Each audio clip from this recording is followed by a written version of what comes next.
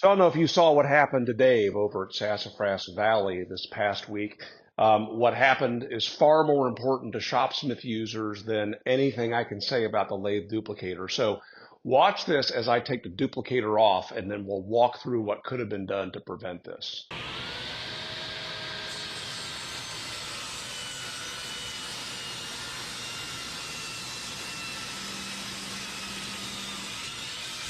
So first off, I do want to thank Dave for being willing to share that and to be vulnerable with us. That was, I'm sure, something that he smacked himself on the forehead about and maybe was a little embarrassed by, but it could happen to any one of us. So let's talk about the four, maybe five things that could be done to prevent that from happening to any one of us.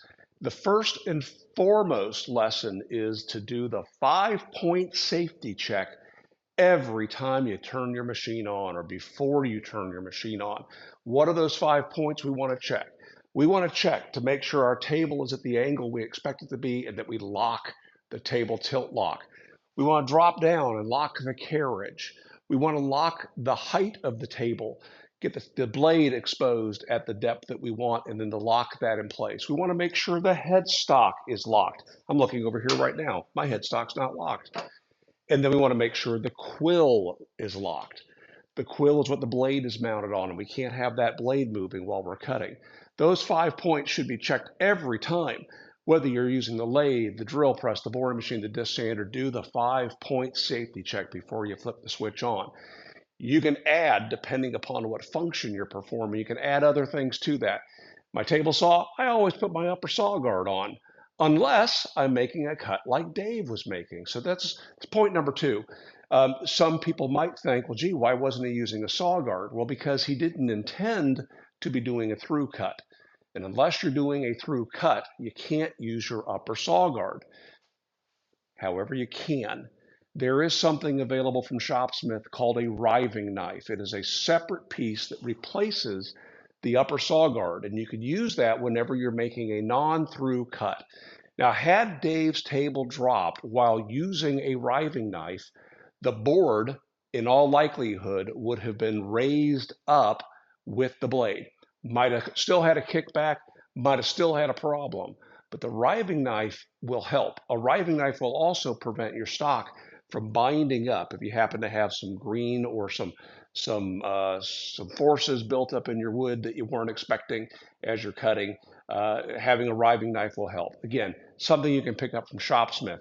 I gotta say, and here's a message to Nick at Shopsmith, your riving knife should be less expensive than it is. I can go on Amazon and I can buy riving knives for most table saws somewhere in the $15 to $25 price range. The Shopsmith riving knife is currently somewhere around $45 plus shipping. Is it worth owning? Yes, I'm about to order one. But still, I think it's priced a little bit too high for, especially for a piece of safety equipment. Okay, so we got a 5-point safety check. We got use a riving knife if you're not making a through cut. Um, there is a bit of safety equipment that came free with your machine. And we've talked about this before, but it's something called a stop collar. When you purchased your Mark V, your tailstock had two of these collars on it. You only need one on the tailstock. One will drop it and to hold it at the proper height once you lock it in place. That second stop collar can go in lots of great places. It can go on your tool rest tube while you're turning so that you can take the tool rest out to do some sanding, put the tool rest back, it's back at the same height you left it. But for table saw functions, I have an extra one that I keep stored on this table tube. It's just way up at the top. If I ever need it, I loosen it and drop it down. Now, when might you need it? Anytime you think that you're putting a lot of force on the tabletop, you're cutting something very heavy, you're applying a lot of pressure, you're cutting with a dado blade or a molder blade, or you're making a very deep cut, any of those times, or you're trying to cut to a precise depth. If you're not making a through cut and you want to stay that precise depth, use a stop collar. Now, Shopsmith sells a fancy schmancy adjustable stop collar. I don't own one. It's probably a cool investment. But at the very least, use the stop collar that you got for free. If you happen to own a Shopsmith with a table system that is the model 510 or 520, you can mount tubes between the main table and your extension table that'll help to add rigidity and may prevent the table from dropping should you forget all the other things that we've talked about doing. If you've got a Model 500, you can position your extension table just under the lip of your main table for the same purpose. And then the final thing I'll say is use push blocks. Anytime I'm making a cut, I don't want my hands going directly over the blade, even if the blade is underneath some wood.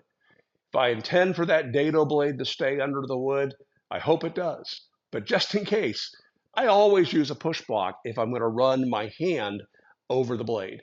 Again, for kerfing, for dados, for grooves, for molding, the jointer for sure. Use push blocks. You already got several of them with your machine. They're easy to make, they're easy to buy, and they're much less expensive than replacing your phalanges. Again, thanks, Dave, for teaching us a valuable lesson. And the rest of us, let's just be smart and be safe and make it a great day.